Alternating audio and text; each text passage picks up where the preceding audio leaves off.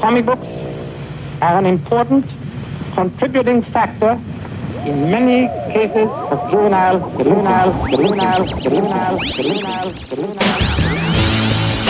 in the sky! Faster than a speeding bullet. Holy, here we go again. Hello and welcome to These Guys Have Issues, the podcast where we usually discuss current topics and issues within the comic book and geek community. But today we have a little something different. It's the beginning of a special mini-series that we are calling Was It Really That Bad? Where we examine critically panned comic book movies and we ask the question, was it really that bad? I'm your host, Carter Hutchison. And I'm your guest today, Nat Yance. Yeah, Nat, thanks for coming back into remotely into the GRC studio here. Nat helped us out before with guesting on the tribute to Darwin Cook episode, and I knew this one was coming down the pipeline, and somehow The Shadow came up in conversation during that. So I was like, yeah, we should just do that one together. Considering it's the background on my phone, I try to bring it up in conversation as organically as possible, as often as possible. The Shadow is, I assume? Yeah. That's hilarious. Okay. I will want to know how some of those organic Shadow conversations go. Like an organic shoehorn. An organic shoehorn word. Yeah, so since, that we are going to provide a watch-along track to the 1994 Shadow movie, we're going to do just a very quick intro here to go into it, and I'll talk about the rest of the show and everything as we're going through it. So hopefully you're watching along with us. That's what these podcasts are designed to do. They're designed to be watch-along tracks. So we have the Universal logo on pause. It's right at 17 seconds. The full logo is in display, and we're ready to hit play and go into the beginning of the movie. So if you want to watch along with us, get yours queued up as well, and I'll give you time to do that with a quick message from our Patreon. All of Grassroots Comics is funded through our Patreon, patreon.com/grassrootscomics. For as little as $1 a month, you can become part of the Grassroots Comics community, which includes many perks, such as having your name mentioned in this segment of every episode of the podcast, the ability to suggest topics of discussion for shows like These Guys Have Issues, access to the private Grassroots Comics subreddit where members can continue discussions started on the podcast or start their own, behind-the-scenes access to the GRC studio, and early access to digitally released comics and Classic Cartoon Rewind. So it is the goal of all of us here at Grassroots Comics Productions that one day the Patreon is strong enough where we are able to produce the stories, artwork, and stop-motion animation shorts pitched and selected by the Grassroots Comics community. But the only way that becomes possible is with a strong Patreon. So if you feel that the entertainment value you receive from this podcast is at least worth 25 cents, then please become a Patreon contributor today, and with our powers combined, we can have all of our stories heard. All right, now let's get on with the rest of the show. All right, and we're back. Hopefully you've got it queued up and ready to go with us. Nat, you ready? Sure am. All right, I'm going to hit play on The Shadow in 3, 2, 1, go.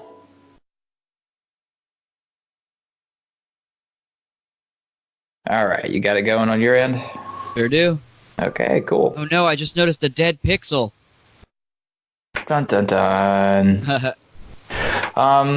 Okay, so this movie, The Shadow, came out in 1994, starring Alec Baldwin, let's see, John Leone, Penelope Minner, yeah, Ian McClellan is in it, Peter Sellers is in it, Tim Curry is in it, and Jonathan Winters. It's got a surprisingly good cast.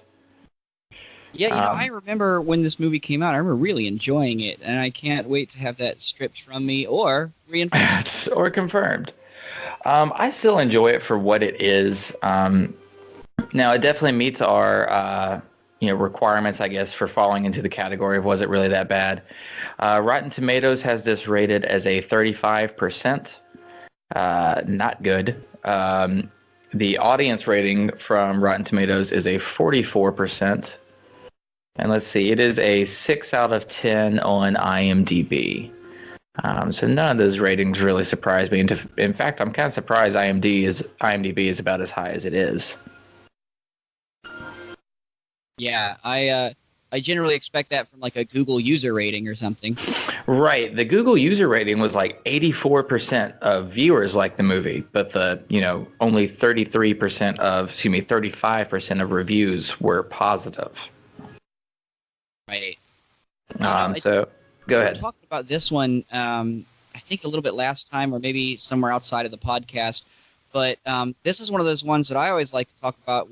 It's sort of like a lost generation of movies. There was this one, the Phantom, and the Rocketeer. Yes. They fell in this sort of anti-Goldilocks zone where the people who could enjoy it were too old to go to the movies, and the people who might enjoy it didn't care because they'd never grown up with these things. Right. So I refer to that as the 90s pulp trilogy. I like that. Yeah. Yeah. And really what happened was like after... So let's back up just a little bit. The two big superhero movies we have before this would be Superman, the Chris Reeves from the 70s, and then Batman 89. Mm-hmm. And those are really the only like templates you have for how to do a superhero movie. Well, Batman 89 was the first of those that was really a blockbuster that made just a ton of money. So studios were trying to find other characters to adapt that weren't already sold for. So that's why these kind of pulp era characters came back into vogue, because the rights were cheap and easy to get to them, and you could make a superhero movie and maybe one of them will make it big. None of them really made that much money, I would imagine, and we plan on covering all of them on Was It Really That Bad? Because I think all of them kind of get a bad rap, especially the Phantom and the Shadow movie here. Yeah, I imagine because Rocketeer was more Disney oriented. Yeah, Rocketeer's pretty good, and I consider Rocketeer to be the first like prototype Marvel movie, like MCU movie. Like it's Disney dipping their toe in what it's like to make a superhero franchise or to try to start one. Yeah, so what an intro. Right. We've got Lamont Cranston here over in Tibet as an opium lord, essentially. Which this is all pretty comics accurate, I would say, or pulp accurate as well. Do you have much? Have you been exposed at all to any of the pulps or any Shadow comics or anything like that? Yeah, when he was Kent Allard, right? Mm-hmm. He didn't have any kind of powers or anything in the pulp novels. I didn't realize that any sort of Asian influence was present in those. So there's a little different backgrounds there. Most of his like supernatural powers, as in the ability to cloud men's minds and to hide everything except for his shadow, those come from the radio play. Yeah, the Orson Welles stuff. Right. So the pulps were first, and in the pulps he's basically a modern Zorro type character. Now, Kent Allard and Lamont Cranston, for all practical purposes, for the Shadow, are the same person. Right. So the Kent Allard stuff came out later in the pulp productions. At first, it was just, Lamont Cranston, wealthy man about town who, traveled to the Orient and learned these abilities or whatnot and came back to use them for good in New York. You eventually find out that there is a real Lamont Cranston, but he's like kind of traveling the world and really doesn't care. And there's this guy named Kent Allard that looks like Lamont Cranston and impersonates Lamont Cranston frequently. But Kent Allard was a pilot in World War I who may or may not have these kind of mystical powers about him. Right. And that's kind of my favorite interpretation of the character, is where you legit don't know if the Shadow does have these like supernatural-ish powers, or if it's like sleight of hand, parlor tricks type stuff. And I like to think, that to me it is more magical based than just a man who, knows some cool smoke and mirrors tricks. So like when the shadow may not even actually be a person itself. The shadow could just be a force that goes around and possesses different people through different times, kind of like the Spectre. Or some sort of symbiote almost. Yeah. If we were going to go into DC proper, the Spectre to me seems the most likely allegory to the Shadow. But the Shadow is a more humanistic Spectre, if that makes sense. Sure. Stylistically, just from character model, obviously I would go with the Phantom Stranger. Yes. Yeah, any of that. Yeah, both of those characters. That's fair. They're both kind of cosmic-y. You really don't know the background stuff for them. But the secret identity of either of those characters doesn't really matter. Sure. Especially like Phantom Stranger. I don't even think he has one.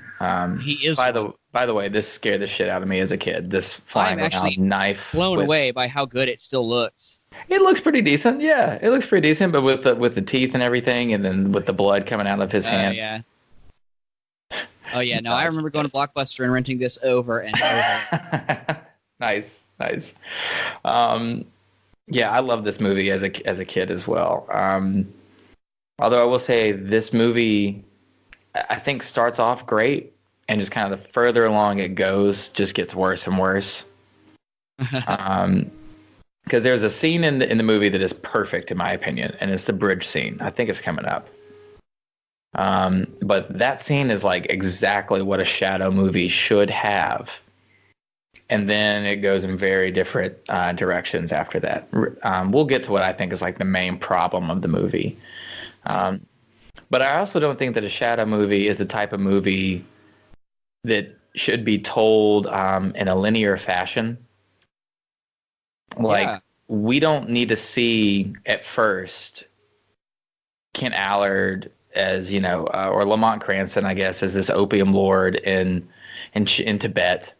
We just need to be in New York City in the 30s, and the Shadow is like this force of nature that just like this tour de force that just blows through a crime scene and is gone as quick as he appears.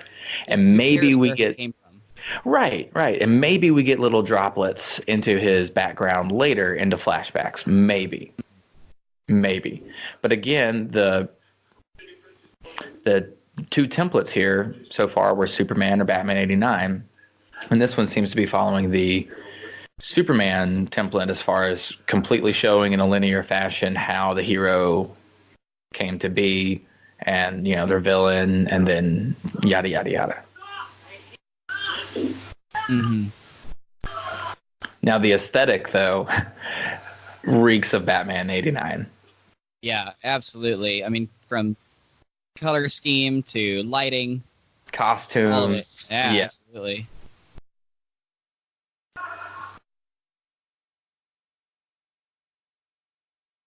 So, this was a classic trope from the radio drama. Yes, was just I love that line too. The weed of crime bears bitter fruit. That's a classic. Who knows classic what Shadow lurks in the hearts of men? The Shadow knows. Did you think he wouldn't know? So to me, there's two different ways to do a Shadow movie. It's either like very low level crime stuff that the Shadow could literally just like his voice could just appear at any point. He can literally come out of the shadows behind a curtain or something at any moment. There's like he almost is this like I want to see a Shadow movie where the Shadow is basically the shark in Jaws, and everything else is going around him, and when he pops up, is when that's going to be the like heavy action scenes. Yeah, I can see that. Right, there's that way, or the like globe-trotting spy network type movie. Because another aspect of the Shadow that I really like is that when he saves your life, you then owe him a life debt. Like you belong to the Shadow at that point. You're going to be one of his agents. You're going to have this ring. And if he ever needs you, he's going to call you through that ring. It's almost like a more concrete network than what the Green Hornet was attempting to have. Right. As his underground crime persona. Right. And I like how it's also like not really a nice thing. No, Like it's you don't really terrible. have a choice to be in the Shadows network once he saves you. Like it is a straight form of a life debt, you know. Um, and If I were to think about, I'm sorry, go on. and that's just finishing the last point is that's an aspect of the character I really like as well, is that he is fully straddling the line between good and evil. He's wrestling with the shadow within his own soul, where you don't know what his true intentions are, and there usually is a darker edge to his actions than most other heroes, I would say. Yeah, I can see that for sure because it's more of a personal motivation to stamp out crime in an attempt for absolution, rather than out of some sort of good nature. Sure, it's not like his parents were killed or something like that. He's trying to redeem himself, and he is so far gone that this is what he thinks he has to do to redeem himself, is to wear a slouch hat and a red scarf around his neck and have some blazing 45s and go invisible every now and then. Right, yeah, go off into the night and kill some bad guys. Because you read the Garth Ennis series, right? Oh, I love that series. Fire of Creation, I think is what it's called. The 6-issue one. Yeah. That's deals with like a nuclear bomb and stuff like that. But I love that opening scene where the Shadow is just busting up like some smuggling going on at the docks, and you just see him and he on top of like a big stack of crates, and he pulls out those 45s and he just rains down on people. It is a bloody, violent scene, and that's the very, very beginning. And I think even in that book, one of the tribe leaders that they end up going to in Japan thinks that the Shadow, and he could be right, that the Shadow is a physical representation of death, he's death incarnate. Yeah, I think that's one of Ennis's strengths, is merging a style that includes such thoughtful introspection as that, and then at the same time can juxtapose that with a scene where he makes a German officer, he being the Shadow, think he's stabbing his own mother to death. Oh, right. See, man, yeah, that's just oof. But to me, that run is exactly what someone should look towards if they were going to make a Shadow movie. I would say maybe make the stakes a little lower for the first one, to where it's not nuclear war that the Shadow is trying to thwart. Maybe a really interconnected crime noir story with lots of moving parts. No one's actually a good person in it. Have you ever seen The Killing by Stanley Kubrick by any chance?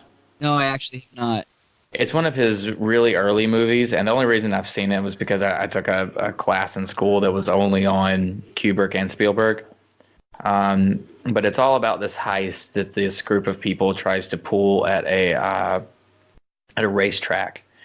And that would be the movie I would, if I was going to make a Shadow movie, that would be the movie I would point to the most. It's it needs to be like this. Right. Interesting. Yeah. Check it out if you're interested. I think, and it's Kubrick, so it can't be that bad. Yeah, it can't be bad. If you know what I'd like to see is a Shadow movie with absolutely no dialogue. Okay. Purely visual, because especially if we take the angle that you had said earlier about it all happening sort of around the Shadow, being tangential to the Shadow. Basically, the criminals are the main characters. They'd be the protagonists for sure. Yes. And because his main form of, I guess, assault against the criminals would be the fact that he can make himself invisible. He clouds their mind. So it's obviously a very visual based power, unless you're taking the liberties that Garth Ennis took, which fine. I really like that run still. But generally speaking, he just goes invisible or makes himself into a shadow. Right. And I think leaning into that could result in something good. 100%. You could shoot it like Sin City, and that way when something comes out of the shadows that is CGI, which I assume his shadow would have to be, it wouldn't like be that jarring. You know what I mean? Because the background is probably already some kind of blue screen. Right. Yeah. Or it could just be straight animated. Wouldn't even have Yes. to be live action. Now, you know who would be great to do that? And you got me thinking that from saying there would be little to no dialogue, and that would be, what's the guy's name that made Samurai Jack? I knew you were going to say it. It was Gendy Tartakovsky. Right, dude, he would kill that. I knew that's what you're going for. Just visually stunning. Right, visually stunning, sharp contrasts, and little dialogue. Like, yeah, that's right up his alley. Yeah, he would kill something like that. Just absolutely destroy it. Can you imagine the drums on that movie? Right. Have you seen the trailer for his new series, by the way? No, I haven't. It looks really good. It's called Primal. It's about a caveman. And yeah, the trailer has zero dialogue. Just a bunch of roars from like dinosaurs and pterodactyls and giant snakes, and it looks awesome. Very bloody, not for kids. It will be on Adult Swim. Definitely gonna look it up and make it right now. Now, this is not the same set that was in the opening scene to Temple of Doom. Can't I don't think so, but you're right. It does look a lot like it. Except with blue instead of red. Right. Now, I had totally forgotten that Jonathan Winters was in this movie, and by forgotten, I guess I had no idea who he was at the time. Right. Yeah. You know what? We were 5 when this movie came out, I want to say. Yeah. Okay. So yeah, let's talk about this guy a little bit. He's kind of a precursor to Commissioner Gordon, and that like it's the head of the police that the Shadow / Batman talks with and can influence in different ways. Although I would say this relationship is much less trusting than Gordon and Batman's becomes. Right. And I don't think that Commissioner Gordon has necessarily such a relationship with Bruce Wayne, does he? No, well, I mean, maybe in the Golden Age, but not currently. Right. You know, because the very first issue of Batman, of like Detective Comics, I want to say, is Bruce just kind of strolling into a crime scene that Gordon's investigating. Like, oh, hello, police commissioner, who seems to have murdered someone. What ho? Yeah, because like the book is trying to set up the twist that Bruce Wayne is Batman. So Bruce Wayne shows up at the crime scene. Commissioner Gordon talks to him about him, and also mentions that some guy is running around dressed as a bat fighting criminals. To which Bruce Wayne, says something droll and goes back to his mansion. Yeah, Playboy lifestyle. Right, wealthy man about town. Did we just see Alec Baldwin try to sell Jonathan Winters death sticks? Oh, cigarettes? No, I mean referencing the oft-quoted Jedi mind trick scene from episode 2. Yeah, he totally Jedi mind tricks him. Yeah, this is not the shadow you're looking for. Mm-hmm. Yeah, you will create no police unit. And so, how do you feel about this girl as Margot Lane? What's her name? Penelope Ann Miller. There we go. I have no attachment or detachment to her as Margot Lane. There's not a whole lot in my eyes. There's not a whole lot to the character of Margot Lane that wasn't better captured with Lois Lane. That's interesting. I mean, yeah, she's not like I don't think she's like a reporter type character. She's just like a socialite that ends up assisting the Shadow a lot, as far as the comics goes, and the pulps. I do think that maybe a more charismatic actress here could have, I don't know. It's hard to me to point to her as a problem of this movie, since there are several problems. I think that'd be unfair.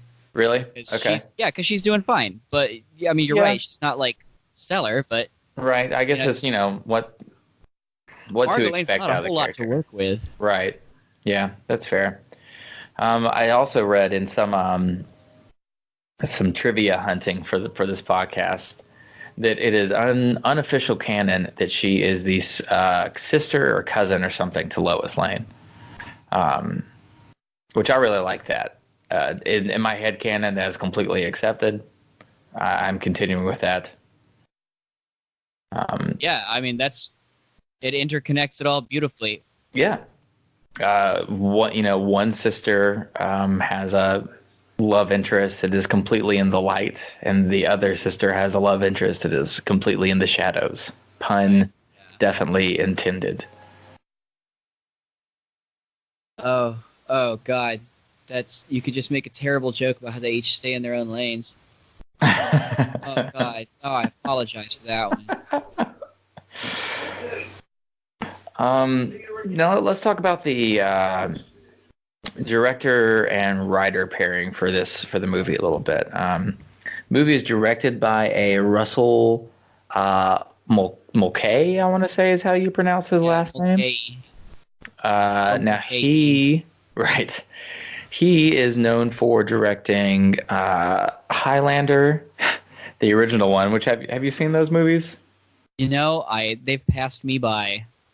They are not great, I would say. The concept is cool, but I think the TV show did a much better job with the Highlander stuff than either of the movies did. Right. But no, he directed Highlander and Highlander 2 and a Resident Evil movie, Resident Evil Extinction, which I think is like the third or fourth one of those. I don't know. I'm not a Resident Evil person. Yeah. Yeah. Oop. Sorry for that bump there.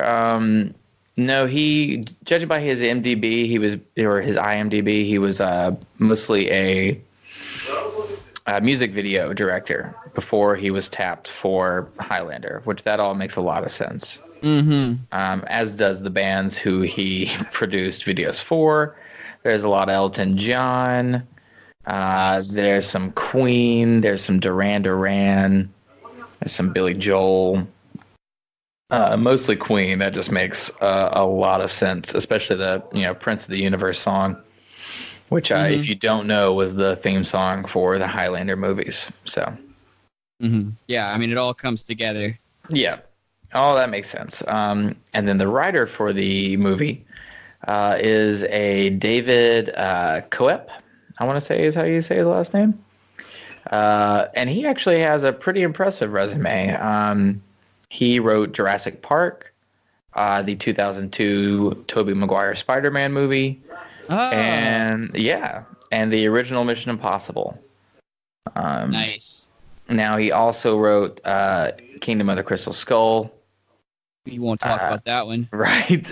Jack Ryan's Shadow Recruit, Panic Room, the second Jurassic Park, Lost World. Toy Soldiers, and I'd forgotten about Toy Soldiers. Oh, that's a good movie. Well, maybe not a good movie. That's a fun movie. I liked it a lot as a kid, and still the concept is kind of cool. It's like, hey, what if Toy Story was badass? Mm-hmm. So this is 100% falling into the 80s and 90s exoticization of the Far East trope. I mean, I can imagine somebody who has family heritage from that area watching this and being like, yeah, and I think that's a larger point I want to get to. That to me, the biggest problem of the movie is the villain. Yeah, Tim Curry and essentially Yellowface.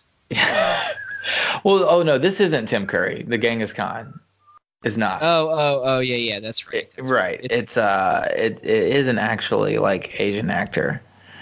Let's see, who is it? John Lone. Yeah. I want to say is how you say his last name. Which apparently, like, let's see, he was in Year of the Dragon, he was in The Last Emperor, and he was in Rush Hour 2. Besides being, the villain in the shadow. Fun fact, Rush Hour 2 was the very first DVD I ever saw. I don't know if I ever even remember the first DVD I saw. Got it from But the that's library. hilarious. Watched it on a PC I built with my dad. Well, look at you. That's an adorable Uh-huh. memory. I had no idea what aspect ratio or anything like that was, so I caught about half the movie because the subtitles were cut off. Oh, no. Probably for the best. So you know. I want to. We can't back it up, obviously, but Yeah. some enterprising fan wants to tell us what comic book that guard was just reading. I'd be very interested to hear what that was. Oh, yeah. Oh, man. Now I want to do that. But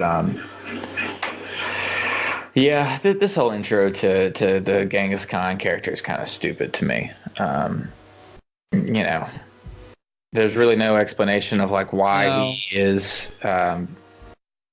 here, really. I mean, yeah, it's to like, conquer New York, and he's the closest living relative to Genghis Khan. So that he's obviously not like Genghis Khan, originally or something. So I don't know why he's really in that like casket thing. Yeah. Besides that, maybe they thought it would be like a cool set piece and like a menacing way to introduce the character. But to me, it's just kind of dumb. Oh my Except god! for That's this the part. actor who plays Neelix on Voyager. Star Trek. Yeah. There you go. Sorry, I didn't mean to 't you off. I just no, had a you're moment good. of realization. Now, this is a very dark scene. Yeah. It's not too many, like, quote unquote kids movies that you get a that kind of like close telling of a suicide. Yeah. Forced suicide. Mm-hmm.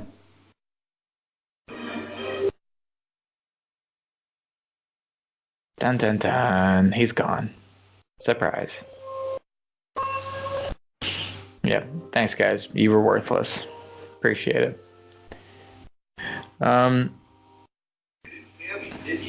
Okay. In Yeah. almost every movie okay. I've seen that includes two museum curators of that age, they are literally always useless. Yeah, that's true. That's a very good point. There's never really one where you've seen like, oh yeah, they did a really good job there. Yeah. Okay, David so Warner is the action hero. right.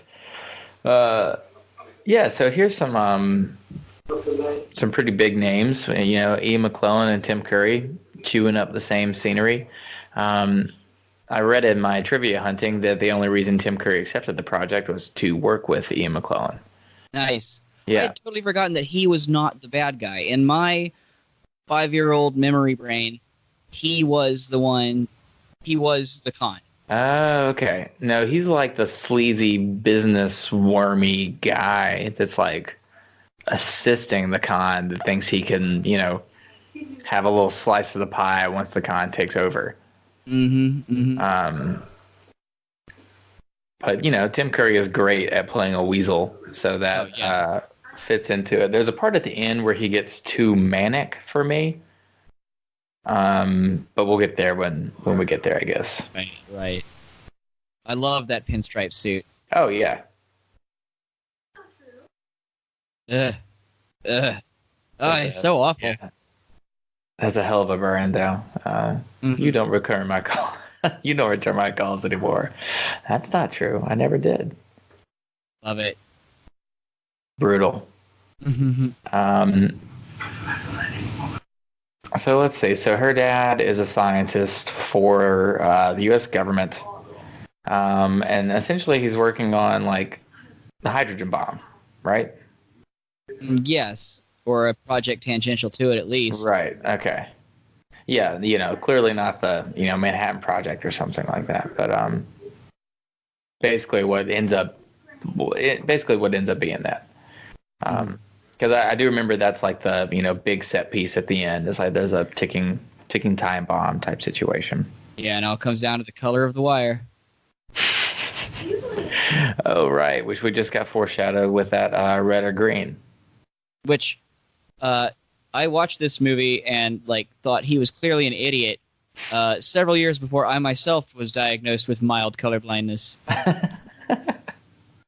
So, I couldn't tell what color that crow was that I was eating. Oh, that's funny.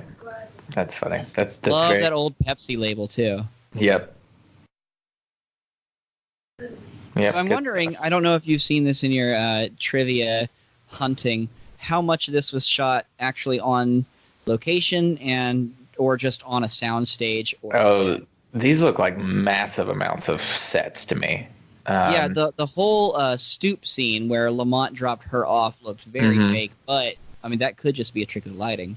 I would be surprised at maybe that opening shot where you see the opium fields. That looks on location. Sure. Or at least stock footage or something.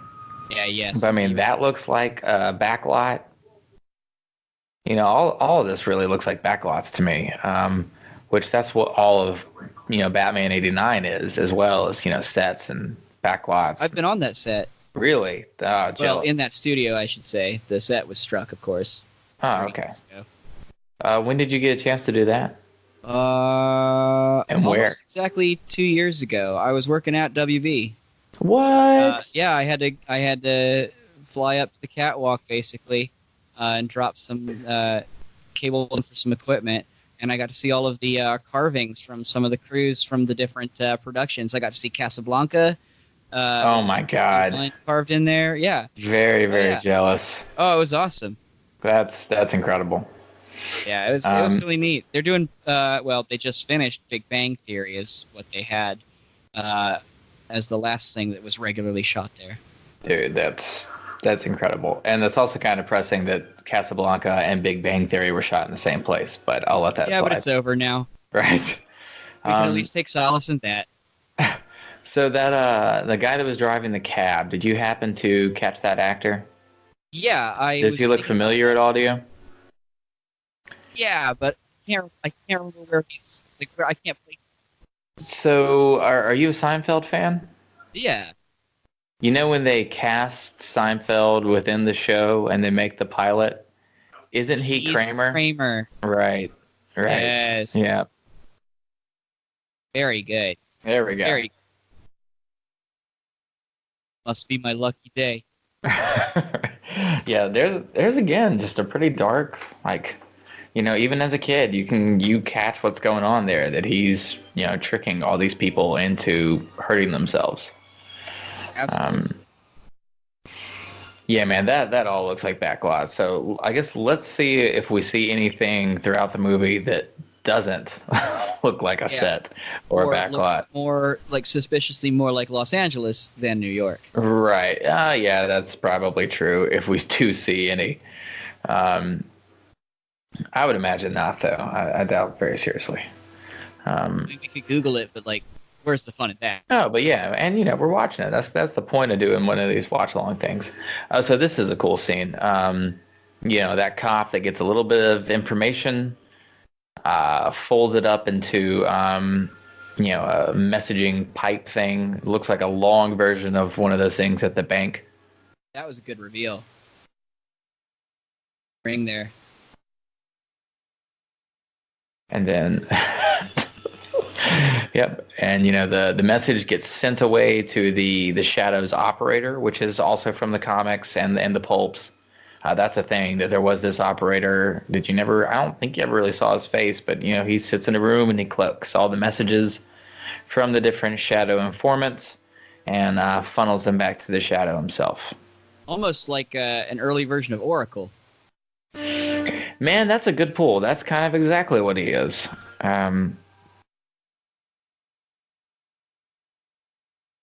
Yeah, that's just I just think that's really neat. Interconnected, kind of grassroots spy organization. That's for today's standards extremely low tech.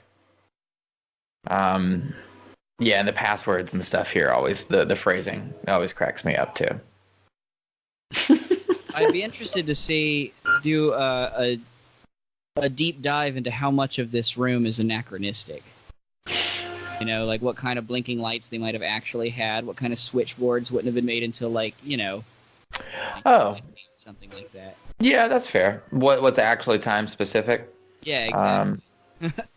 I would hope it was pretty accurate. Now, I would you know hope that so. Is right. You mean Peter Boyle? Oh yeah. Frankenstein's monster, and what movie is that? Young Frankenstein. There we go. And, Yeah. He was the actual psychic in that episode of X-Files. Sure. Yeah, he was. I think he was in the dad. Everybody Loves Ray. Right, the dad and Everybody Loves Raymond. I think that's what most people would remember him from. Yeah. Apparently, he was very close friends with John Lennon. Wow, interesting. Yeah. Have you ever seen that movie? I think it's called like Where the Buffaloes Roam. No, I haven't. It's him and Bill Murray, and it's basically Fear and Loathing in Las Vegas. Nice. In that Bill Murray is Hunter S. Thompson, and Peter Boyle is the lawyer. I can never remember that character's name, but the one that's always like, as your lawyer, I would highly advise you to not do this. Right. It's pretty good. If you like Hunter S. Thompson and Bill Murray, you had me at that point. Yeah, I do, and I'm also hooked now. I'm pretty sure you can find it online. Sure. Yeah. So I'm wondering what kind of overlap too there was in production for these, like this one and Phantom and the Rocketeer, because that could easily have been the Phantom's island or jungle lair. That's very true. Let's see. Let's see when those movies came out. And it'd be interesting to see what kind of stylistic influence these movies or any kind of like sort of a deco punk kind of thing that we've got going on here had on Hellboy franchise. Oh no, that's true. And just when that would have I'm sure these movies came out before Hellboy. I'm positive. But that could be some steampunk influence and stuff too. So The Rocketeer was 1991. This was 1994. And The Phantom was 1996. The Rocketeer. Yes, it does. But surprisingly, The Rocketeer was first out of all three of those. Wow. I did Right? not know that. Yeah. By a pretty significant margin. It's not like they all three came out like right around each other. Or like on the 2-year MCU schedule. Sure. I wish Bond would get back to that schedule personally, but that's maybe neither here nor there. This guy's a very convincing bad guy. He is a good bad guy. I just think it's a bad concept. And I'm not 100% sure about Alec Baldwin's Lamont Cranston. It's very punny, which it's a product of its time, I feel like. His shadow is great, if that makes sense. Yeah, but, I think my shadow would be great, too, because it's just easier to act when you cover your face and no one can see you. True. It's how you move and everything, though. That's I'm just making it's a presence. I do like what they do with his voice when he's in the shadow by, not using any kind of field recording whatsoever. I'm sure exactly. it's all, like, done in post. Yep. Absolutely no kind of cohesive reverb or anything like that. No, it's got to be like a like what you would record, animation, dialogue or something in sound booth. I also sort of like it's interesting to see that quote unquote manly old timey ritual of, doing a shot before business. Right. Yeah, that's always been a weird concept to me. Like, how are these people not taking naps at like 3:00? Yeah, after the 3 martini lunch. Right. Yeah, that's most of what I'm thinking during Mad Men.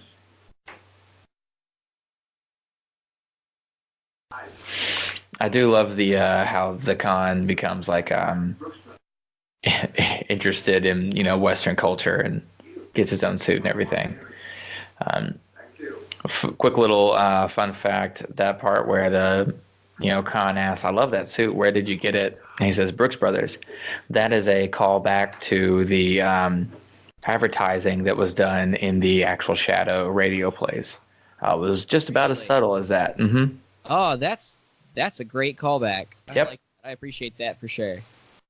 Have you ever had a chance to listen to any of those, especially the Orson Welles ones? Oh yeah, I've listened to probably most of them. Okay, same. Yeah, they are. I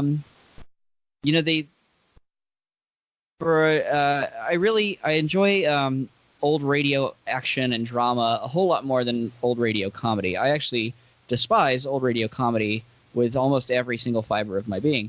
Right. But even as an example of the genre of radio plays that I do like, The Shadow itself, while it has too many problems to list, is very good at keeping it moving forward. Right. It is so fast paced for a radio play about an action star you can't see. Yeah, very true. Very true. I've had a chance to listen to most of them, and they're good. They're worth giving a shot if you really like the character. I think they're great. I think they're brilliantly produced. Do you remember the Blue Coal ads? Do you remember any of those? You mean the one in almost every single episode? Right, yeah. Buy Blue Coal. Mm-hmm. Which, listening to that in 2019 is pretty hilarious. So it's like for clean burning coal. So it's like we're telling the same lies. The fuel of the future. Right. National Lampoon's old radio show from the 70s used to make fun of that. They would say, America's favorite national pastime, raw creosote. Oh, that's excellent. So that scene that we just saw right there kind of has the same problems as some of the scenes from, or particularly one of the scenes from Crystal Skull, where he comes up out of the ground or off the floor where he kind of matches, and you don't really see any of the soldiers, the underlings, until they begin to move too. And I know that's more of a product of just the coloration, their costume versus the floor, and that's the point. But how long were they waiting there? Right. Whereas in Crystal Skull, they get down to this temple that hasn't been disturbed for thousands of years, and living humans come out of the walls. Where did they come from? How long have they been there? Right. They're just sitting there waiting for Indy to show up for centuries. Yeah, and that's another product too. I would say that Crystal Skull has kind of the same problem that this movie does, and that it gets worse as it goes. It's more cartoony. Yeah, the beginning of Crystal Skull to me is pretty passable, and if you told, boy, that's such a backhanded compliment. That's pretty passable. No, but if you told me that an Indiana Jones movie, the fourth one especially, later on down the line, was going to open in the 50s with, Soviet agents bringing Indy to Area 52 to uncover a project that he worked on before, and you get some nice, it's the same warehouse that the Ark is in, I'd be like, oh yeah, that sounds awesome. That's a great set piece. Yeah. All the way until some of the stuff past the introduction of Mutt. Yeah, Mutt when they're in the city is great. Yeah, and then right, especially where he's swinging along the vines with monkeys, and the nuke the fridge moment is pretty cringeworthy as well. But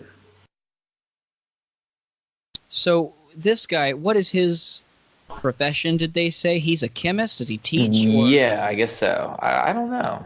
I don't know if he's a teacher or not. But it's very handy to know what he does. I guess he keeps tabs on these people. Did you just hear that question you asked, Nat? You're right. Excuse me. How does he know? How could he ever know? I forgot he also knew what professions lurk in the hearts of men. One might call that an evil. The shadow. Yeah. Yeah. It definitely can be. I'd also be interested to know I'd be interested for somebody to take a deep dive into this chemistry on the board here. Oh, and just see like how either accurate or complete nonsense it is. Right. I'd like to put an exact number on how much they paid a consultant for this. Right. Yeah. Okay, now this prop has been used in multiple movies, but I can't remember any of the others. The bomb itself. Okay. It kind of looks like the bomb at the beginning of Batman Forever.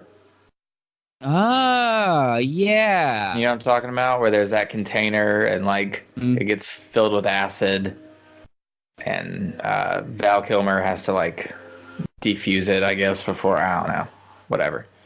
Right. Whatever bullshit that Batman Forever was spewing. Although Jim Carrey as the Riddler is the most like primo casting I think that could ever have been done. See, I'm really not a big fan of it. Really? Yeah, I prefer a more controlled Riddler than a manic, all over the place. It's like the Riddler thought he was playing the Joker. Excuse me. It's like Jim Carrey thought he was playing the Joker, and he showed up and the costume had question marks on it, and he just didn't change his performance. Right. I understand that. I hadn't thought about it that way. God, look how young he looks, even though he's old. I was gonna say, does he look young? You know, I guess compared to compared to now. He was 70 20 years ago. That's crazy. Yeah, both him and Sir Patrick Stewart have aged very gracefully. Mm-hmm, absolutely. Instead of camel. Well, it's llama, is that right? Yeah.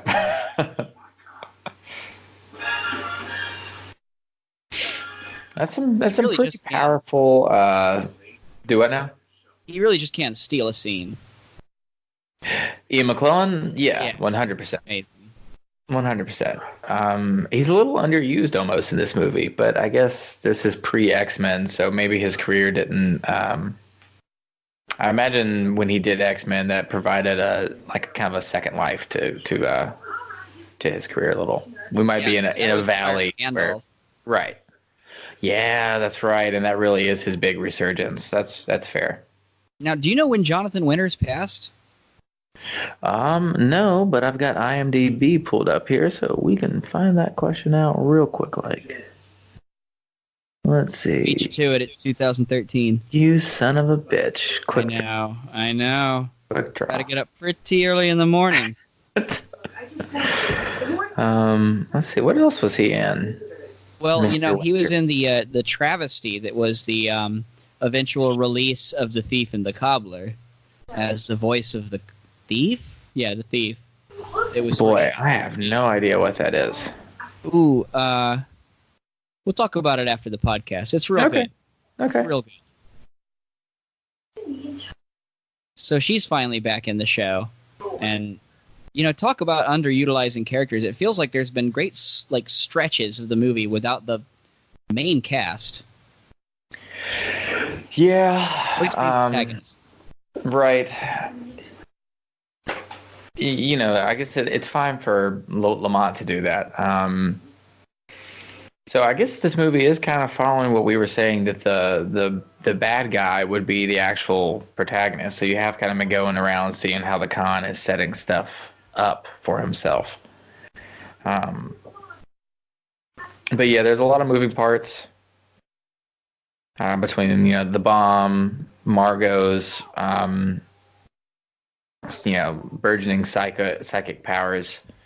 Where she's not influenced by his shadow. Right, abilities. like right here. Yeah. Right? I love it. She's like, "Are you drunk?" Like, "Hey, mister, I got moxie."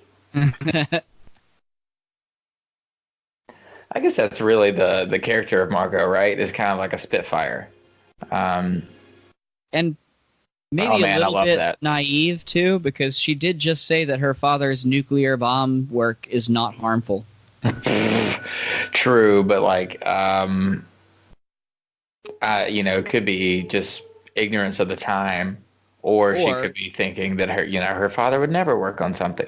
Well, he actually wouldn't work on something Yeah, that could be exactly. used That's into a exactly bomb. what he thinks too. It's what I was going to bring up. Is I'm sure that she just believes him because he so firmly believes that he's working on, I think, some energy source or something like that. Right.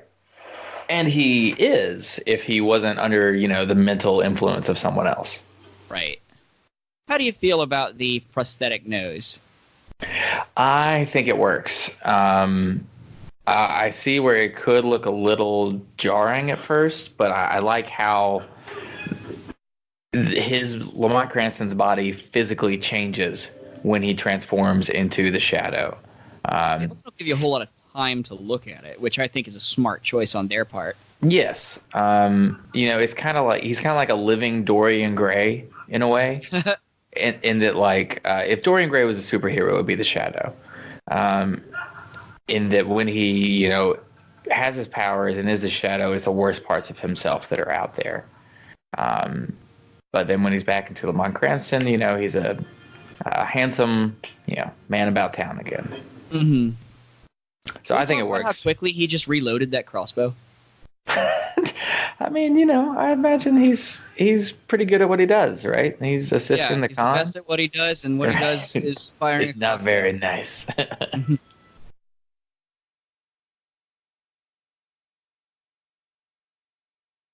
Okay, so of the trilogy of '90s pulp movies, I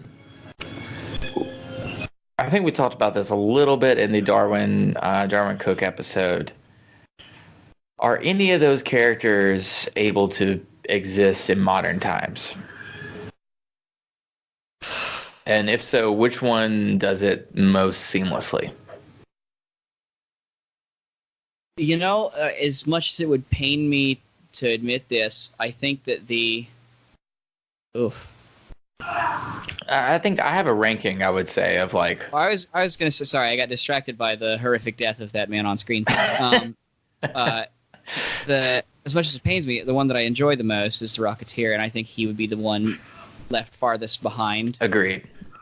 Merely on a like technology standpoint, not that we have like guys in rocket packs going around nowadays, but that just seems like so much more of a... for guys in rocket packs going around. Yeah, that's fair. We have machines in rocket packs going around. Right. Yeah, we have killer flying robots that the government likes to call drones.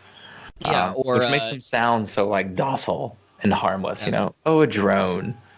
Yeah. And then I think culturally speaking, the Shadow still stands on its own two legs far more solidly than, the optics of the Phantom, which is a white man raised by some exoticized culture. There it is. Okay. But, that's cool. So it's a pump action crossbow? Yes. Rad. Yeah. Sign me up for that. Okay, so you would say that the Shadow is the most... Now, I think you have to keep the costume. Oh, of course. Okay, but then maybe you just use the Garth Ennis version of the Shadow, where like he is perhaps Death incarnate. Well, I mean, even this version of the Shadow is still fine because it's beautiful in its simplicity. I mean, I think we could possibly do without the, Eastern mysticism, the oversimplified, at least, Eastern mysticism, and perhaps not show this wealthy white man going over to, Asia and selling them a bunch of drugs and getting even more rich off of that. I mean, but the idea of the Shadow in his New York form, shall we say, removed from any of those suspicious origins, is one that I feel is timeless. Yeah, I'll agree with that, but I do think that you Louvre of New York, right? It is a crowded city. No, 100%. And can feel like a jungle, and behind every window and every door is a story. What? Absolutely. Shadow. Yes, and who knows them all? The Shadow knows them all. Exactly. But then so do you update the Shadow's origin stuff, as in like, was Lamont Cranston a veteran in the war against terror? And, he goes AWOL in Afghanistan or something and gets caught in like heroin running. And, that's where he learns the like worst parts of himself. Do you go that far in updating it, or do you just say like if I were gonna update with little leftist me over here, I would say that he was some sort of trust fund kid, inherited the family business, saw the damage to several smaller West Virginia communities that his family's empire had done, recanted, and went to drift somewhere in the American Southeast for a while. And if you had to draw his powers from any sort of outside being used loosely, culture, a culture that is not his own, I should say. Sure. It would be, some sort of Native American mysticism or First Nations mysticism, wherever he goes. Now that's interesting. You don't necessarily even have to have that, though, because, again, that exoticizes something that a lot of white people just don't understand, and that's not really fair. Those other cultures, and this could come from somewhere totally. Because we have developed the whole idea of a multiverse. This could come from some sort of extraplanar reality, even. Okay, now we're taking the origins into a sci-fi realm instead of like a mysticism realm. Well, what's the difference, really? Well, yeah, you can take the Thor approach and just say that magic is all is only just science that we don't understand. I like to think that science and magic are not, of course, well, in my headcanon, they're not really the same thing, because of science being, the process. Well, how do you think magicians got to their spells or create new spells? Through trial and error. So you can use science to get new magic. Well, yeah, that's the scientific method right there. Yeah, exactly.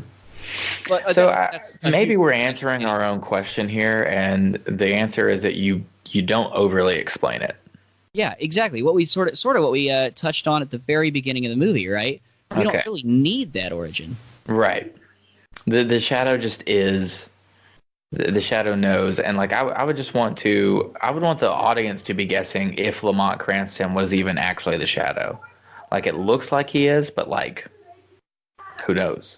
Yeah, and made even more confusing, if you will, or I should say, layered. By making Lamont Cranston not know whether he's the Shadow or not. Absolutely. Or if he's just like another one of the Shadow's agents, maybe like his top agent or something. Yeah, that's an interesting thought. I like that a lot. Years ago, maybe 5 to 8 years ago, my pick to play the Shadow would have been a Daniel Day-Lewis.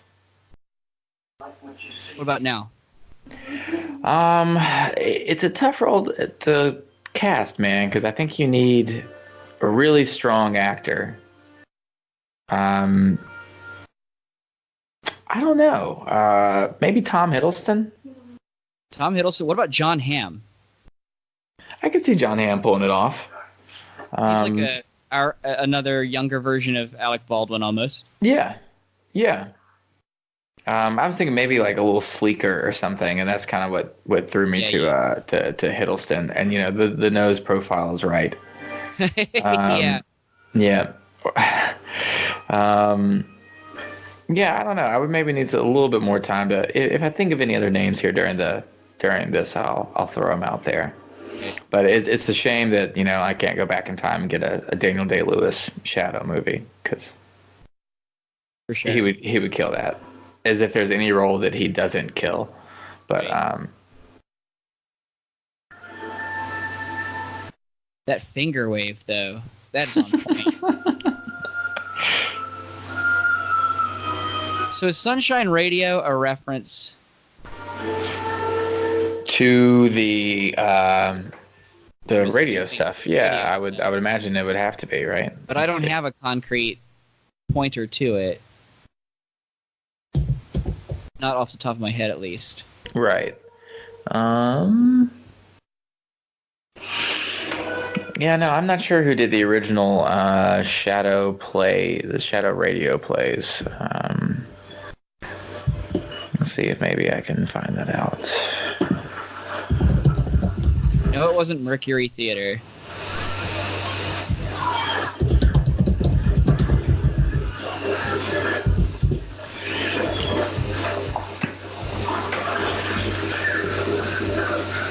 RKO. Oh, of course. There we go.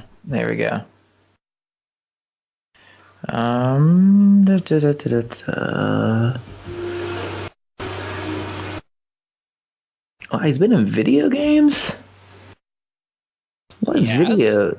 Yes, what it's telling me. That's what the whole Wikipedia is showing.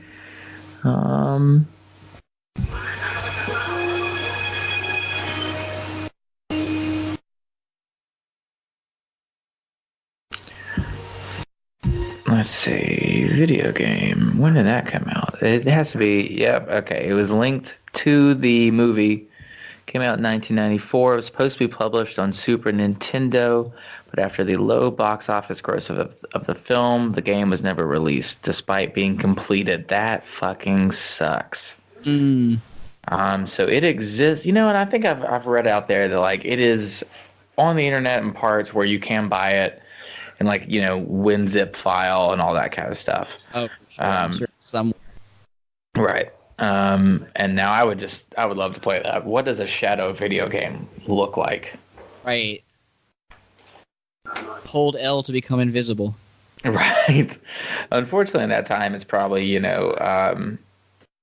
straight, 2D. You're just walking through a level. There's bad guys that you shoot or jump over or something.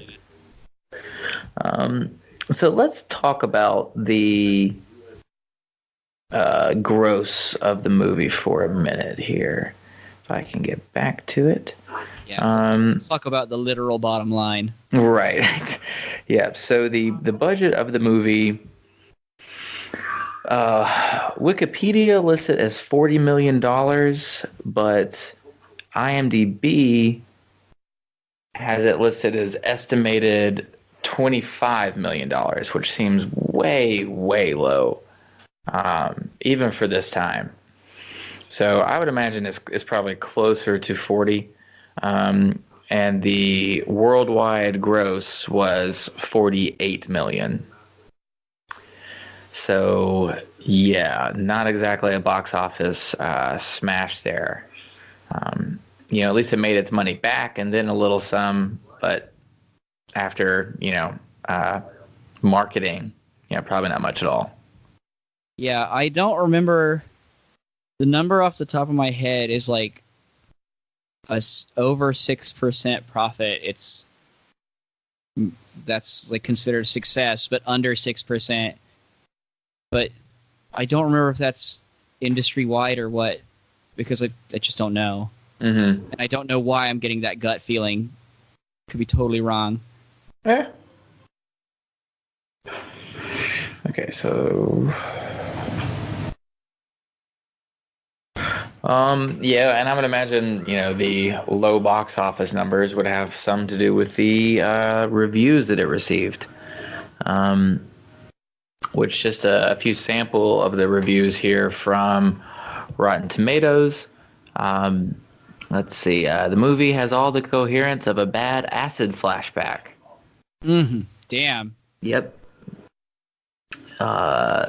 The thing is all packaging and no content, or dare I say it, all shadow and no substance. Despite handsome production values and a crackerjack supporting cast, The Shadow remains a temperamental trinket that lacks the temerity to truly explore, as its titular hero would say, what evil truly lurks in the hearts of men. And that might be the better kind of question to frame it around, is that is what a Shadow movie should attempt to answer. Right. There's no deeper meaning to this one. Yeah, well, no exploration of character. Well, that is essentially a deep, like, that's an existential problem, right? Like, what evils do lurk within the hearts of men? What atrocities is the human experience capable of? And to me, it's the Shadow that deals in like the very darkest corners of that. I guess some people's answer to, what atrocities are human beings capable of, their answer to it would be this movie.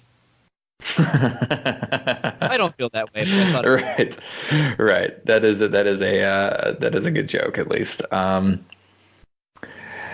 oh yeah, the lot. Right. It's a building coming there. Back to me. Mm-hmm. Yeah, it's not really an empty lot. There's a building, and he has hypnotized the entire city into not seeing it. I don't know. I know the stakes are, he's going to have a nuclear bomb. I guess he'll destroy the city. Yeah, that like cartoonishly high. Exactly. And I think that's the problem of a lot of superhero movies is that they overreach on that. You could almost take it back to Bond. Some of the best Bond movies are not about a villain who's intent on world domination. My personal favorite Bond movie is From Russia with Love, and all that movie is about is trying to get a code lectern from the Russians. Mm-hmm. That's all that is trying to get that exchange set up and what goes wrong with it. Yeah, or like the rather obtuse angle that Goldfinger takes, where he just wants to irradiate the gold so that his is worth more. Exactly. It's a supply and demand scheme. Honestly, that's not that far-fetched from things I've been reading, like from The Guardian recently. Oh man, that's scary. Yeah, right. Well, I do think that Ian Fleming was really, and not to delve into more Bond here, but Ian Fleming was really ahead of his time in predicting how these non-state actors would be threatening actual state governments. You could draw parallels between Al-Qaeda and Spectre in the Bond books, or SMERSH really is what it is in the books, but Spectre as far as the movies are concerned. Or any organization like that is built on chaos, really. Mm-hmm. And I think that a lot of the Bond stuff sort of influenced both the portrayal of Bruce Wayne and then in this movie, Almost Alone, the portrayal of Lamont Cranston too. Yes. As being I know that Bruce Wayne had the wealthy playboy aspect that Bond only really pretends to have. I mean, they both pretend to have it, but right. But they're also both married to their career. Yeah. Yes. That's Lamont true. Cranston here, it's almost an age of gadgets, but it's more an age of gimmicks. Mm-hmm. Sure, as far as magic and sleight of hand stuff goes. And the guy who wrote the Shadow pulps, Walter Gibson, was himself a amateur magician. Oh, nice. Yes, This part. That man is very, very interesting. If you like these characters at all, there's a book called Chinatown Death Cloud Peril. I will repeat that again because the title's a little complicated. Chinatown Death Cloud Peril, and it takes the writers of The Shadow and Doc Savage, and just how pulps would exaggerate real life. It turns their real life into a pulp. Nice. Yeah, really cool stuff. Love it. Almost postmodern. Yeah. It's a great book. My copy is falling apart because I've just reread it so many times. It's one of my all-time favorite books. It's just a complete page turner, like a good pulp should be. Right. But you'll learn a good history and everything behind the writers of the two biggest pulp stars, and also L. Ron Hubbard plays a main character in the book as well. Oh boy. Well, he was a pulp writer before he created a cult. Is it true that the guy that was writing the Shadow pulps had a typewriter in every single room in his house? I don't know. That wouldn't surprise me. Sources, but I can't remember. I know somebody did. Okay. It's the guy who wrote the Shadows or not. It would maybe sound more like the Doc Savage guy to me. That would be Lester Dent, is who wrote the Doc Savage stuff. Right. And he actually has a Pulp Fiction formula that you can very easily find online as far as like how to pace your stories that match a pulp story beat. Nice. Yep.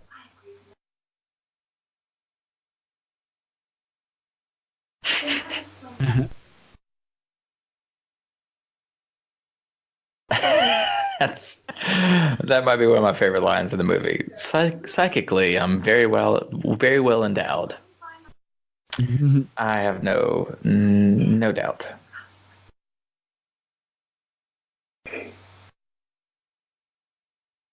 Yeah, can't argue with that. Mm-hmm.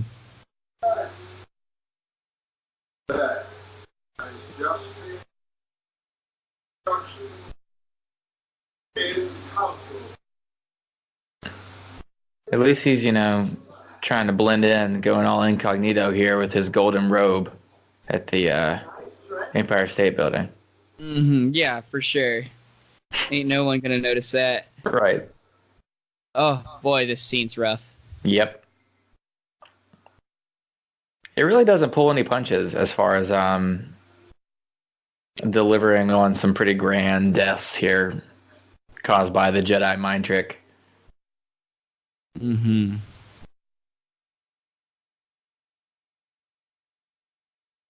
Ugh. That hat, though. The furry hat. I love it. I really love it a lot. Hey, it's drafty up there, okay? Yeah. Oh yeah, that would be a heck of a mess. Ugh. It's funny that they make a point to show that they are not on the Empire State Building.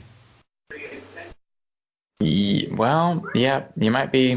Because you can see it in the background at one Uh-huh. shot. Oh, God, I don't like that at all. Continuity. Oh. It's a shame. Yeah. So good.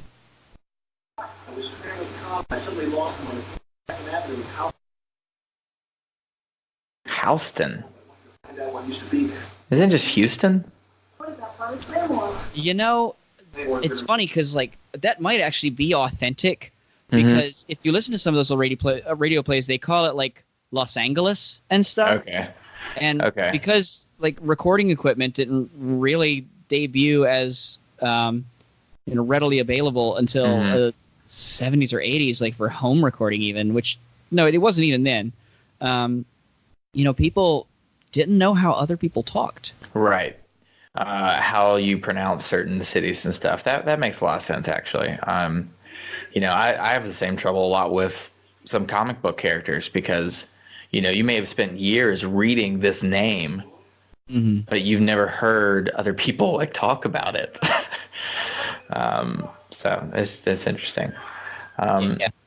This scene in the water tank here where Tim Curry is, fearful of the shadow being in there with him.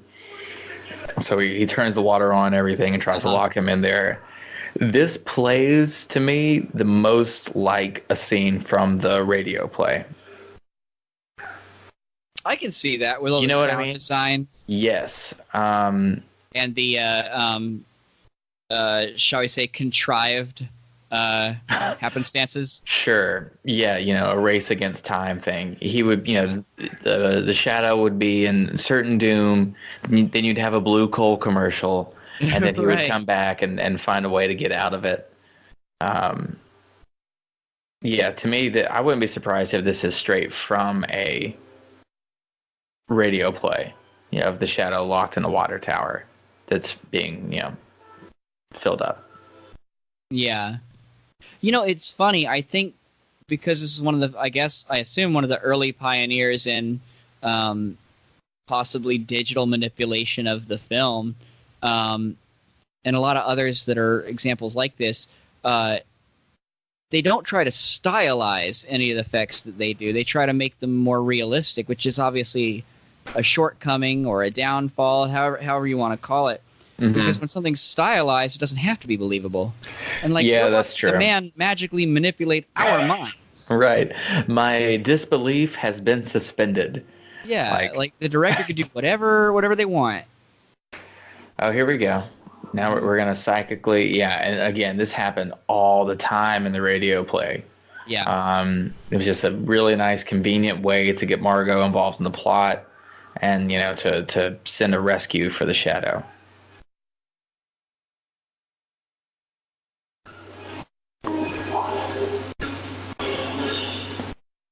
Boy, she would have to get across town pretty quickly, though. Oh, okay. We're gonna get some air. She was next door.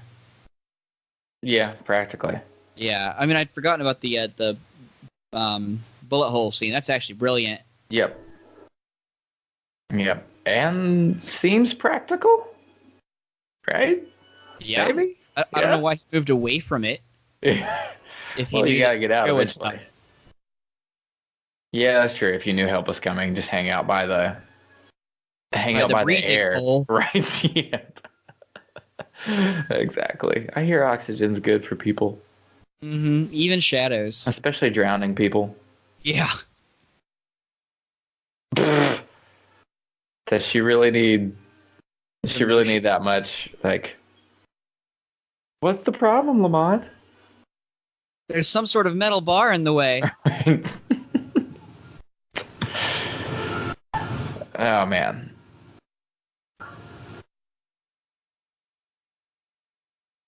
I wonder how many times they had to shoot that. Hopefully not many, because that is a lot of water. That is a lot of water. Yeah. We get a little... back then. Do what now? We had a lot more back then. Yeah, that's true. That's true. We'll just get some... just get some Flint water. Nobody will miss it. Oh, God. Yeah. Oh. That's a shame. Yeah, for sure. Do we ever figure out what Lamont Cranston does for a living? Is he up? He's not a publisher. That's Brit. What's his name? The Green Hornet. Right. That's publishing a newspaper, right? Yeah. I don't know if we do or not. Now that's an interesting question. I've only ever heard him, referred to as, wealthy man about town. It's like, what do you do for a living? Oh, I'm handsome and white. Yeah, I'm the male Paris Hilton. Yeah. Right. I'm famous for being famous. I was in The Last Samurai before Tom Cruise. That scene specifically. Mm-hmm. Yeah, very much so.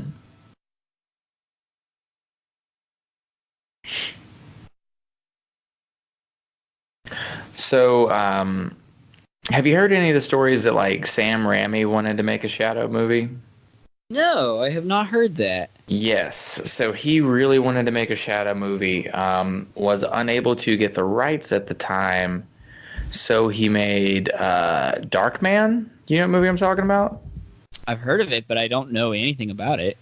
So Darkman came out in 1990, so 4 years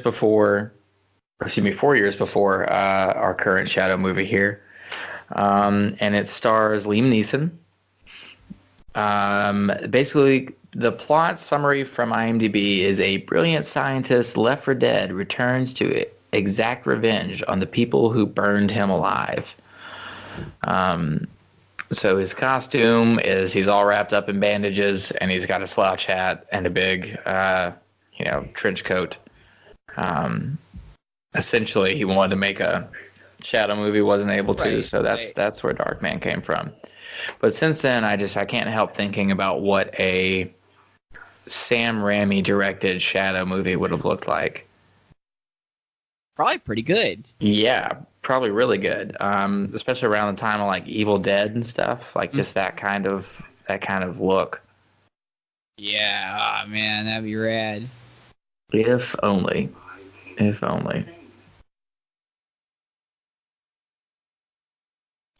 Boy, you talk about underused. You're right. Tim Curry. It's like 3 scenes that he's in. Yeah. It's a shame. But I do love how he's basically that character from The Simpsons. It's like, I, for one, would like to welcome our new overlords. Yeah. Very much so. if I recall, they dropped this bomb several times, right? Like it just goes bouncing down a Oh hall. yeah, Right? there's a part where it's like rolling down the stairs and stuff. Okay, that is totally a fake New York skyline, right? Like Oh yeah, somebody all made of it. that out of butter or something. Butter. It was like butter. No, it's all models and yep, because that skyline wouldn't have existed, wouldn't have looked the same as it actually was in 1994. Right. That makes a lot of sense, actually. Yeah, just like how that Times Square, I would imagine, would be time accurate. Right. When we saw it earlier, it's nothing like what Times Square would have looked like in 1994. Yeah, absolutely. What the hell does he do for a living? I'm not going to get over this. I'm trying to look it up right now. Right, but what do you do? Yeah, but who are you, Lamont Cranston? Why are you such a mystery? Right. He's David Pumpkins, man. Yeah. Right, but are you from something? David S. Pumpkin. Right? Is it like a local commercial or something? And the skeletons are part of it. There's a band called the Lamont Cranston Band, named after the Shadow. Nice. They're a blues band. Oh, that's weird. Yeah, I'm not going to listen to them. No, that doesn't sound that great. Wow.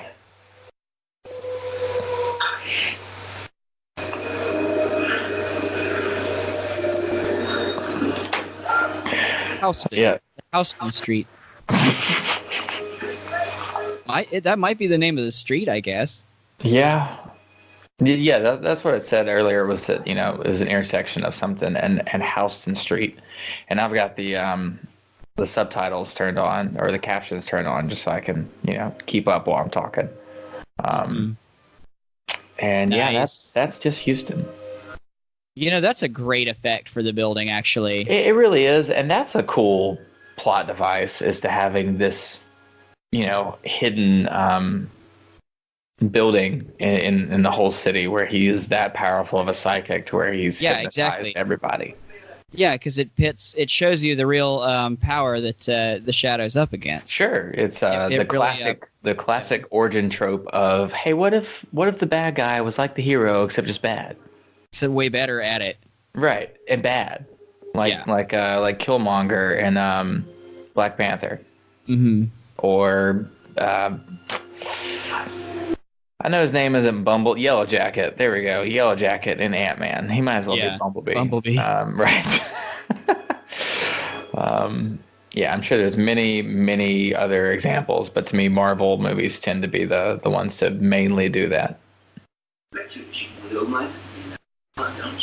I am just not finding. Okay, yeah, Kent Aller was an aviator. Yep, you're right. Mm-hmm.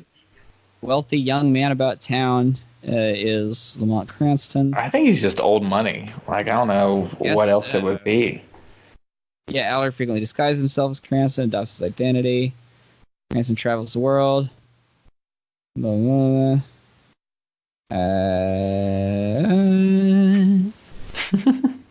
You're just trying not to have dead air here. No, yeah. You're good.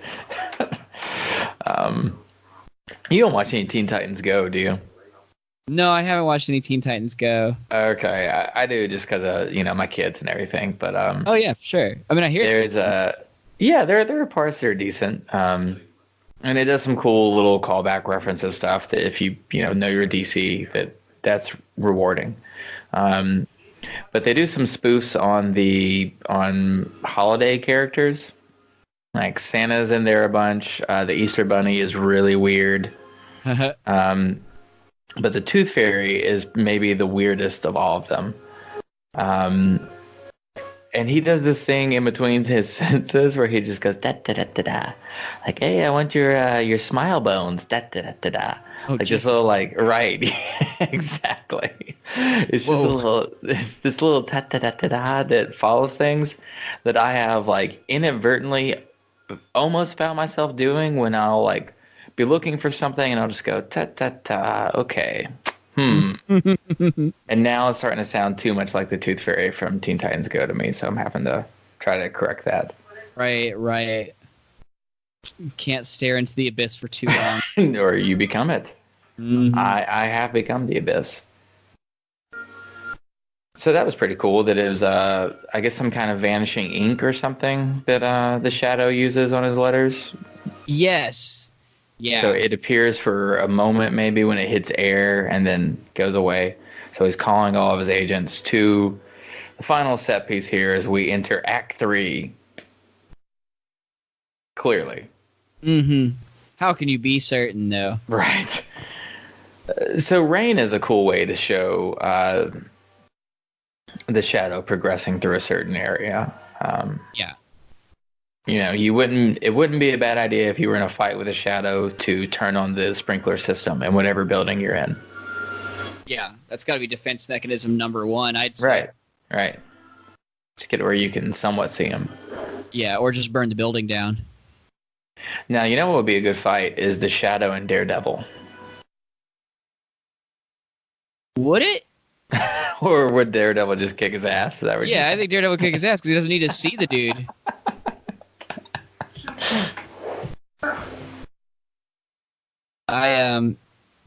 I really am very impressed with the cinematography of the two reveals of his cape. I don't know why they gave us two of them, especially Right. when like he had sort of lost his iconicity at this point.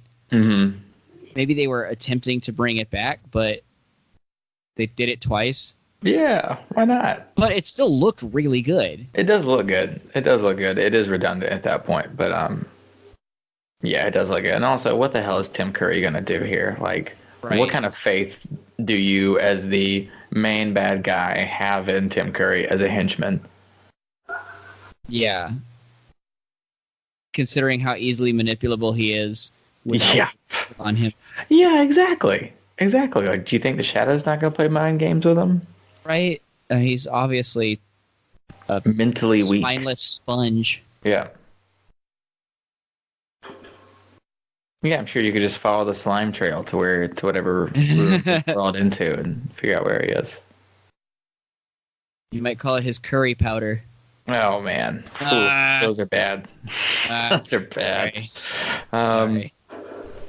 and also like, turn on the lights. And also, what kind of building is this? Well, it was a hotel. It says on the. Oh, was says it? on Is the that what it front. said? Yeah. Okay, Mhm. that makes a lot of sense. Yeah. But again, turn the lights on when you're fighting a character named the Shadow. Yeah, right. So he can Like, cast the shadow. let's illuminate more of the room here instead of in mostly darkness. Also, like, shoot where a man would be standing, like on the floor. Right. How? Wow, that is dumb. That his shadow is projected on the ceiling, so therefore he must be on the ceiling. Like, Yeah. come on. Is this where you Come think on, it's Ken. too manic? Yes, this part gets over the edge for me. The part where he's just standing in a circle, spinning around with the machine gun, it's too much. It's a good shot, though, with the sweat on his forehead. And I do like the shadows literally growing and creeping in on him here. That's a good visual. Now, if this had been a character study of Tim Curry's character and his, like, if he had been more strong-willed than he was and had been more resistant to the Khan's influence, but it was a chronicle of his fall and maybe eventual redemption, that could be, a brilliant example of the evil that the Shadow sees in the hearts of men. And Oh, sure. Yeah. Right. there's just a lot of things that this He's movie a could have done. personification of Coulda, that. all that, Right. But obviously they couldn't have done that with the way he is now. Right. But an underling that knows the main characters, Mm-hmm. it seems like a completely wasted opportunity for Very much so. some sort of relatable. Like, he is an avatar for them Mm-hmm. to relate to the bad guy and see Right. the bad guy's influence, rather than on this grander scale that we're looking at here. That's a good point, man. That's a good point. I do like how those doors opened, though. That was cool. And also, I mean, the Shadow kind of did a little taste of the Khan's own medicine there, as far as the way he chose to dispose of Tim Curry's character by, tricking him into the exit sign and jumping off. Well, it shows they're not so different, right? Right. Their methods and morals are So, only a smidgen apart. So is the Shadow an example of the ends do justify the means? I'm sure that's what line of thinking he would fall into. Yeah, I think so too. I mean, we've seen him kill a bunch of people before in this movie, but considering that we haven't seen too many examples of him, we've seen like one example of him kill people to stop them from murdering somebody else, but didn't he just throw one guy off the bridge and then let the other two go? Yeah, that's probably about right. Yeah.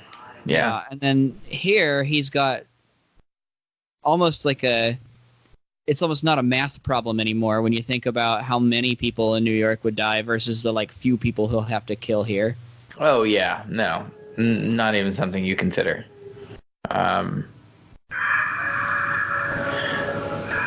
So I do like this decision, that's for sure. Yeah, no, not at all. But I mean, kill 5 people in a building and save all of New York. That's, especially if you're an anti-hero like the Shadow. I think that's what makes it easy to accept here, is that we already have the darkness inherent in the like symbolics of the powers. Yes, and he has to embrace that every time he chooses to be the Shadow. I like that guy's WWE Championship belt too. I do really like the set piece as far as the spinny floor is concerned. I'm not sure that was really why a hotel would have that, but it looks cool. I think it must have been installed after the fact, which is way more expensive. Yes. I don't know. Again, a good little callback to the beginning of him mastering that dagger. I do, though, dislike and this is something that a lot of superhero movies are guilty of, especially Spider-Man movies, that, hey, we have this big-name actor that's playing our superhero. We got to make sure that they're unmasked in the final battle so that the audience sees, hey, that's Tobey Maguire under there. Hey, that's Andrew Garfield under there. Hey, that's Alec Baldwin. Or every fight scene that Captain America's in. Yep, and he takes his helmet off. Chris Evans is so damn hot. I mean, they're not wrong, but it's I would like to see just keep your damn mask on, please. That's like the whole point of your secret identity. Right. So you have to question just how far physically, geographically, how far Khan's powers actually stretch, and why he couldn't influence people to just take over the city to begin with. That's true. If you can hypnotize everyone in the city to not see a building, how can you not hypnotize everyone to I don't know, if everyone in Manhattan contributed $1 to some bank account? That's you know genius. what I mean? Right, exactly. Then you could buy a bomb. Right. It's something that you wouldn't even notice. It's, like the Office Space virus. Yeah, for sure. Or Superman 3. Right. Right. This sounds familiar. We don't talk about Superman 4. Yeah, they tried the same thing as Superman 3. That's right. And also, what's the proximity to the building? Does that matter at all? If he leaves too far away, will everybody just see the building again? Oh, yeah. Some questions that, of course, don't actually need to be asked. No, of course not. Not condemnations. Right. There's plenty of others. Right. I actually kind of like his big popped collar here. At first I didn't, and now... No, I really like it. Yeah, it looks good. Very 30s. Now that the fight in the mirror place is supposed to be longer, with some other little bit of trivia I read, but they something happened, a bunch of the mirrors broke, and they were out of time and money by that point, so they just had to cut it. Right. So yeah, here's the giant, nuclear bomb rolling down a bunch of stairs that you were talking about earlier. Yeah, with a nuclear hamster rolling in it. Right. Good thing it's not fragile. A nuclear hamster. That's just a funny image to me now. Yeah. I think the main sin of this movie is the underutilization of the actors, and I guess that would be the writing, that would be the characters. Mm-hmm. But it really does feel like you haven't seen these characters at all in the 2 hours we've been watching these characters. Yep. Yeah, you've barely used Ian McClellan. You've used Tim Curry in parts, and then literally had him foaming at the mouth at the end. Like it just gets so right. It just gets so odd. Yeah, and it appears that our big climax here isn't even with the title character. Right. Yeah, it's weird that they split these into side quests. Well, again, it was like that the mirror scene there was supposed to be longer. Goodness, but that doesn't really work that well. That's a cool shot though, with his face on the one. Mm-hmm.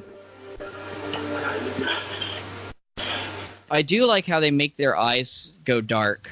Yes, when they're using their powers. That okay, wow. If you had seen any of the Highlander movies, this scene is very reminiscent of a Highlander movie, as far as Beautiful. Like someone trying to focus a lot of power, and then there's like a bunch of glass and stuff exploding with bad CG around them.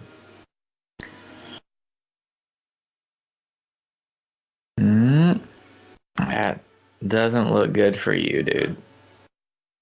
Yikes. Yep, and now all of New York can finally see this building. That would be wild, I would say. Yeah. That's headline worthy. Yeah. I mean, it's just weird how he survives it, though. Getting stabbed in the entire face with a shard of glass. Does he? Yeah, it's at the end of the movie. He's like in the insane asylum, and he can't use his right. powers anymore. Okay, so he lobotomized him essentially, right? Yeah, for sure. Yeah, because the camera's gonna pan here, and you're gonna see the side of his head, and it's all shaved.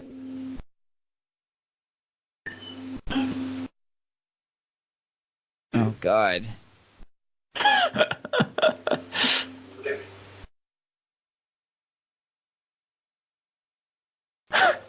I love the fail at using his powers here.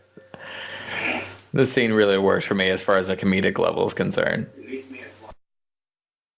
Yeah, for sure. Oh, silly Mr. Khan. No, we won't be doing any of that.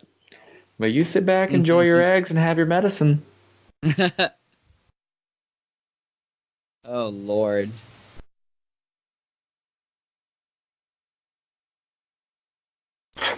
Unless you believe in psychic powers, ha ha ha. Again, that old trope about using 10% of our brains. I know they touched on at the beginning of the movie. I hate that. Yeah. Yeah.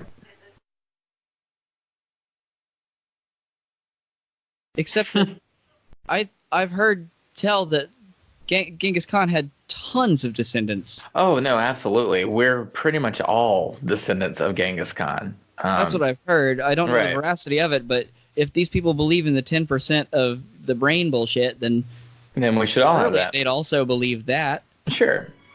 Patton Oswalt does a bit about that, where he did the 23andMe stuff to find his ancestry, and he's like, and I was hitting all the pasty countries, I had England, and then there's this weird spike over in Asia, in the Mongolian region. They're like, oh yeah, that's Genghis Khan. He pretty much fucked it. Believe me, I'll know. Yeah, not the best delivery there. I don't know. Again, all right. So, the movie's basically over. Let's talk about the major failings of the movie. Act 3 is a mess. It's very rushed. Right. It's just there's almost no showdown at all between Khan and the Shadow. Yeah. I mean, you don't feel any kind of threat, any kind of conflict, really. And gets me to a larger point as well, that the emotional stakes for the movie are practically non-existent, while the the life or death stakes, I guess, are pretty high as far as the nuclear bomb and stuff is concerned. And the body count that happens even prior to that. Oh, 100%. But but why do we care leading up to it, though? Exactly. And I think that would tie into the villain. That, I think in order to make a good Shadow movie, the villains have to be somewhat sympathetic. And that the audience has to put themselves in the shoes of the criminals or the villains. And that's why I would use low-level criminals. To feel the same fear and anxiety that they would feel if they were being hunted by a, figureless voice. You see what I'm saying? Does that make sense?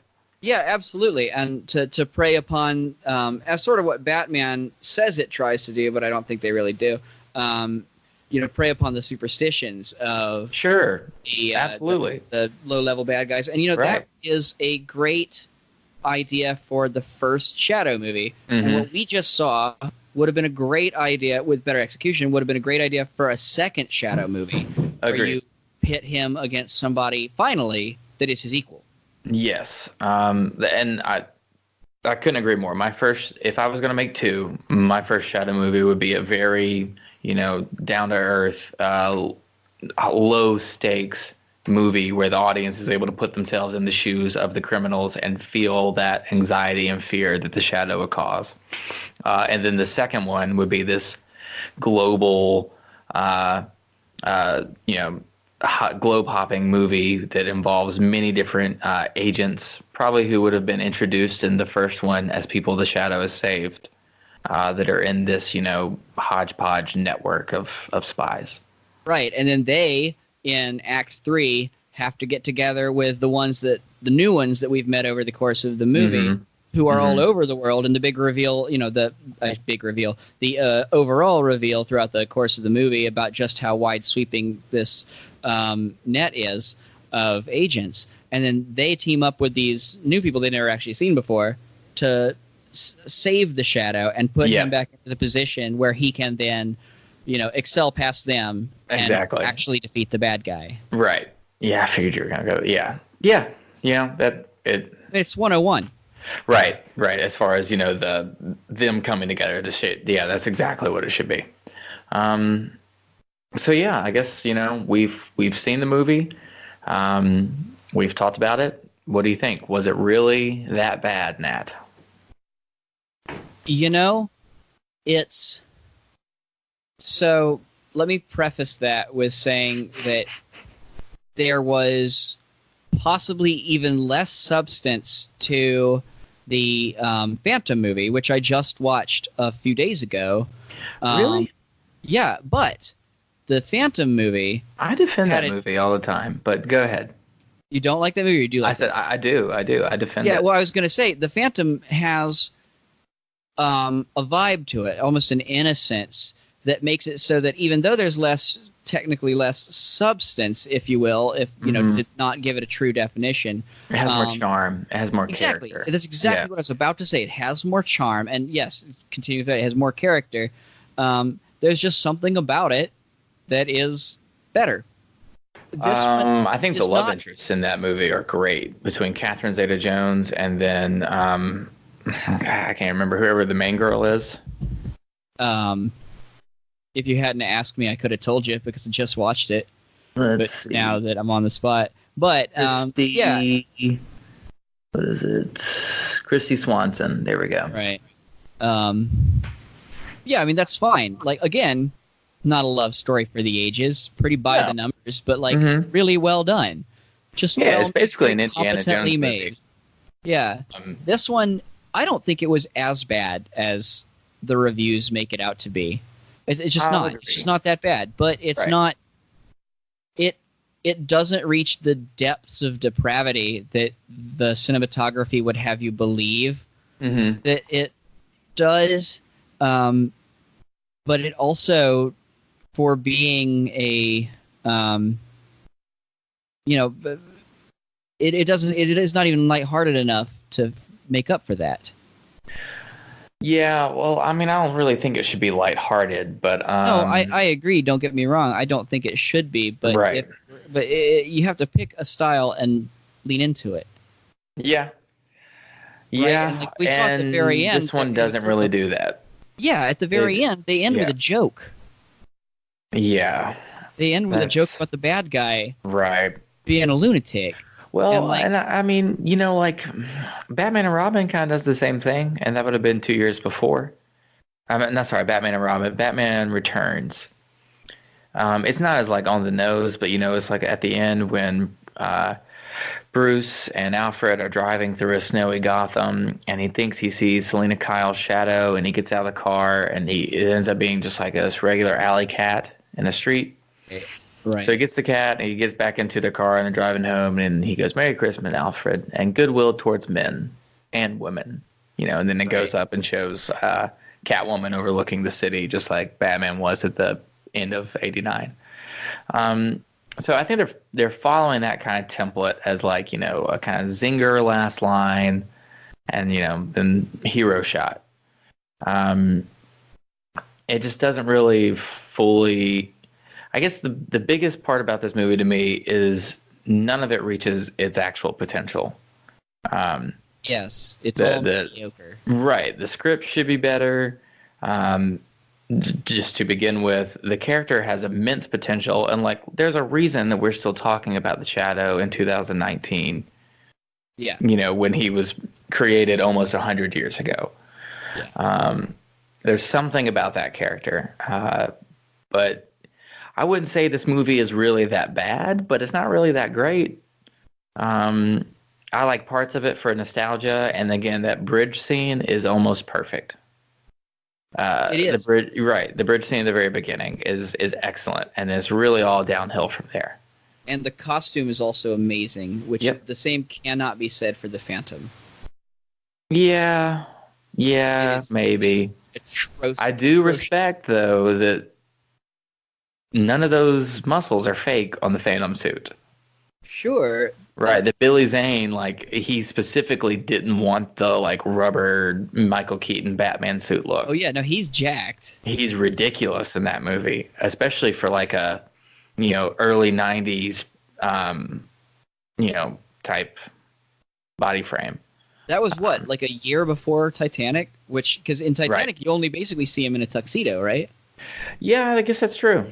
Yeah, is Titanic 97? That sounds right. 97 or 98, I think. Okay, then yeah, it's at least after. But yeah, I actually don't care for Billy Zane's. You know, I was gonna say for Billy Zane's performance in The Phantom, but it's fine. I like it. It's just that again, he's not given anything to work with. And remember, this is all coming from a place of love. Totally. But I don't know. I mean, we'll get to that one, and maybe that's the next one you and I should do together is The Phantom, since you know we clearly have opinions about these. Right. But I would disagree a little bit with the take on The Phantom there. But overall, from The Shadow, I don't know. What would you rate this out of 10? Out of 10. Or we can do 100 if you want to go. No, I'd give it a 5. I'd give it a 5 out of 10. Okay. Yeah, I might be a little higher, like a 6, but that's exactly what IMDb is at. So, you know, I think maybe we're in. But then again, you know, if you ask the question, do you like this movie, which is either yes or no, I would say yes. Yeah, me too. I do like the movie. I was excited to watch it. Right. That's funny. Great fucking movie. Right. That's that's interesting. It's really not very good, but I really enjoy watching it. No, totally. But yeah, no, maybe that'll just kind of tap into what this series is really about, is that if you have some kind of like personal connection to a movie, you can look past many flaws. So, okay. All right, Nat, do you have anything else to say about our examination of the 1994 Shadow movie? Just that I hope people enjoy it when they're listening to this track along with their viewing of it. Yep. Good luck. You know, be sure to, you're welcome to tweet us at GRC Podcast of any thoughts about the Shadow. To keep up with everything Grassroots Comics, Like our Facebook page, which is just facebook.com/grassrootscomics. Again, we're on Twitter, and we're also on Instagram at grassrootscomics. That's all for today. I have been your host, Carter Hutchison. I've been your guest, Nat Yance. And we'll see you next time, kiddos. Bye. Thanks a lot. Bye.